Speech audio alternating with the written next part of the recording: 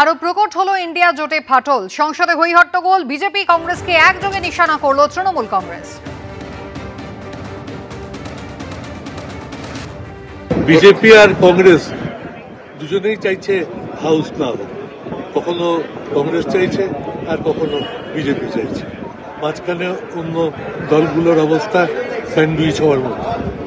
তার মধ্যে দিয়েও যতটুকু পারা যায় আমরা হাউস চালানোর পক্ষে। এই বার্তা অন্তত মানুষের কাছে পৌঁছতে পারছি, যেটা আমাদের দরকার। বাংলার অনেক সমস্যা, বাংলা বেকারিত্ব নিয়ে বলবে, বাংলা মূল্যবৃদ্ধি নিয়ে বলবে, সার আমদানি নিয়ে বলবে, কিন্তু কোনো কিছুই বলার সুযোগ হচ্ছে না। বাংলার প্রাপ্য টাকা, 100 দিনের কাজ, কিচ্ছু হচ্ছে না। আমাদের আবাস যোজনা প্রকল্প টাকা দিচ্ছে, মনরেগা টাকা দিচ্ছে না, কিন্তু সরকার চুপ।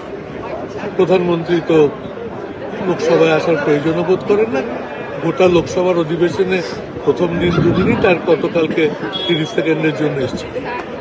তৃণমূল কংগ্রেসে মল্লিকার্জুন খার্গেকে দেশের প্রধানমন্ত্রী হিসেবে তুলে ধরেছিলেন। এ সমস্ত কথা তৃণমূলের মুখে শোভা পায় না, কটাক্ষ করলেন বিজেপি সাংসদ শ্রমিক ভট্টাচার্য। এই তৃণমূল কংগ্রেসই তো মল্লিকার্জুন খার্গেকে দেশের ভবিষ্যতের প্রধানমন্ত্রী হিসেবে মানুষের সামনে তুলে ধরতে চেয়েছে। এই তৃণমূল কংগ্রেসই তো কংগ্রেসের সঙ্গে একই যোগে আজকে উপরাষ্ট্রপতির বিরুদ্ধে অনাস্থা প্রস্তাব নিয়ে আসে। চেয়ারম্যানের বিরুদ্ধে এই অনাস্থা প্রস্তাব শুধু সংসদের গরিমাকে, তার মর্যাদাকে এবং সর্বোপরি দেশের উপরাষ্ট্রপতির পদমর্যাদাকে একটা আহত করবার চেষ্টা করছে। তো আজকে তাদের মুখে কি শোভা পায়, এর উত্তর কংগ্রেস দিতে পারবে যে আমার যেমন বেনি তেমনি রবে, চুল ভিজাবো না। আমি কংগ্রেসের সঙ্গে অনাস্থাতেও যাব, আবার বেরিয়ে এসে কংগ্রেসের বিরুদ্ধেও কথা বলবো। এটা তো চলতে পারে না। সারা বছর ধরে ওরা এই কথা বলে, নির্বাচন যখন আসে তখনও ওরা এই কথা বলে, কিন্তু তারপর ছুপকে ছুপকে রাত দিন আসু বাহানা ইয়াদ, স্বপ্নই থেকে যায়। গতকাল চট্টগ্রাম আদালতে গিয়েছিলেন 2রা জানুয়ারি চিন্ময় কৃষ্ণ দাসের যে জামিনের মামলার শুনানি রয়েছে সেটা যাতে এগিয়ে আনা যায় তার আবেদন করতে, কিন্তু সেখানেও রীতিমতো মারধরের সম্মুখীন হতে হলো। প্রাণনাশের হুমকি পেয়েছিলেন। বাংলাদেশ পুলিশের সহায়তায় প্রাণে বাঁচেন তার আইনজীবী রবীন্দ্র ঘোষ। যদিও মার খেয়েও কিন্তু মনোবল এতটুকু ভাঙেনি তার।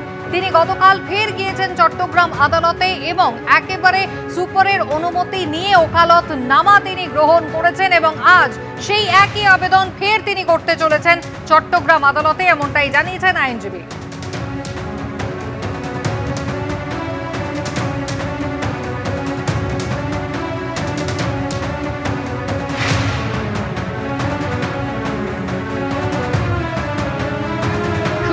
সংখ্যালঘুরা আক্রান্ত হচ্ছেন সেই কারণে রবীন্দ্র ঘোষ এগিয়ে এসেছেন এমনটা নয়। তিনি বলছেন যেখানেই মানবাধিকার ক্ষুণ্ণ হতে দেখেছেন সেখানেই কিন্তু সরব হয়েছেন তিনি। মুসলমানদের সমস্যা হলেও ঠিক একইভাবে এগিয়ে আসতেন। 10টি এমন মামলা তিনি লড়েছেন যেখানে মুসলমান ধর্মাবলম্বীরা ক্ষতিগ্রস্ত হয়েছিলেন। কি বলছেন রবীন্দ্র ঘোষ দেখুন। আজকে যদি এটা মুসলমানদের সমস্যা হতো আমি কিন্তু এগিয়ে আসতাম। 10টি ঘটনা আমি তদন্ত করেছি, সবগুলো মুসলমান। ওদের অধিকার ক্ষুণ্ণ হয়ে যাচ্ছে সেই অবস্থা তাদেরকে উদ্ধার করেছি। 1-2টা ঘটনা নয়, রাজশাহী, দিনাজপুর, রংপুর, নীলফামারী, ঠাকুরগাঁও, কক্সবাজার এবং আরো অনেক ডিস্ট্রিক্টে করেছি। এটা আমাদের মনের থেকে করি। মানুষের অধিকারের প্রশ্নে আমরা সর্ব জায়গায় বিচরণ করি। ইন্ডিয়াতে যে মাইনরিটি আছে মুসলমান অনেক আমার বন্ধু মানুষ আছে, তারা তাদের অধিকার দেখে। আমরাও এখানে যারা হিন্দু, আদিবাসী, বুদ্ধিস্ট, খ্রিস্টান বাস করে তাদের জন্য আমরা সেই অধিকারের চেষ্টা করি, অধিকার প্রতিষ্ঠার চেষ্টা করি। কিন্তু এই কথা তো কেউ বলতে পারে না, আপনাকে ক্ষমা চাইতে হবে।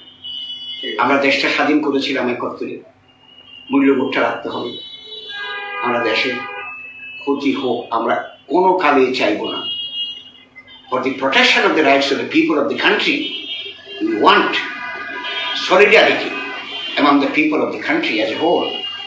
এটা আমাদের মূল কথা।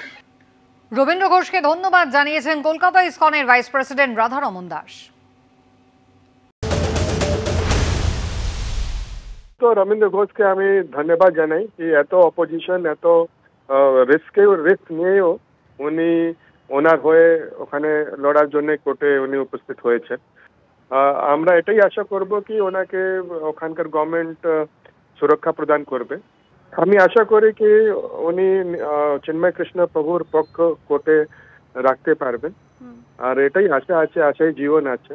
আর আমরা এটা we hope that the government of Bangladesh ওরা ওনাকে সুরক্ষা প্রদান করবে আর উনি নিজের কথা কোর্টে রাখতে পারেন, চিন্ময় কৃষ্ণ হয়ে দাঁড়াতে পারেন, এটা গভর্নমেন্ট ব্যবস্থা নেবে।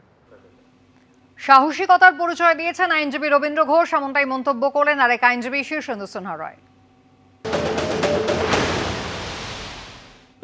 আইনজীবী রবীন্দ্রনাথ ঘোষ সাহসিকতার পরিচয় দিয়েছেন। গতকাল যে জন্যে শুনানিটা খারিজ হয়েছে সেটা হচ্ছে ওকালতনামা।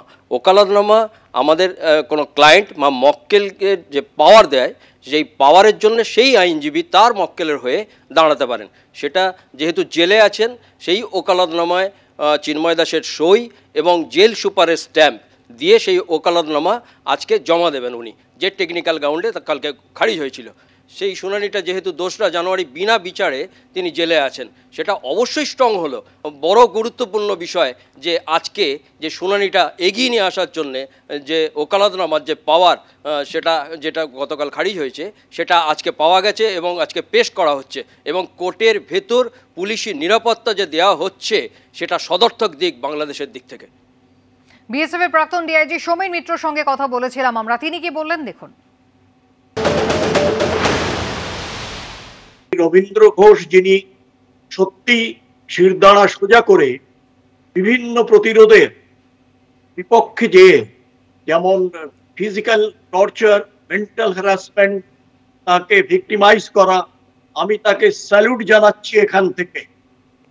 আইনজীবী এই প্রথম শুনলাম যে তাকে জোর করে ইয়ে করা হচ্ছে যে না, তাকে যেতে দেওয়া হবে না, তাকে মারধর করা হচ্ছে। দ্বিতীয়ত, এটা কোর্টের দায়িত্ব যে কোনো তথাকথিত যে কোনো গণতন্ত্র হোক বা তথাকথিত গণতন্ত্র হোক যেটা বাংলাদেশে রয়েছে, তাহলে এখানে যেটা দরকার যে এই যে আইনজীবী ওকালতনামা নিয়ে যখন তিনি কোর্টে আসবেন, সেই সময় তাকে টোটাল প্রোটেকশন দেওয়ার দায়িত্ব এই রাষ্ট্রে, আর কারণ নয়। কেননা বিচারের বাণী যেন প্রহসন নয় ওঠে, যেন বিচারের বাণী যেন কেঁদে না ওঠে, তাকে একটা সুযোগ দেওয়া হোক।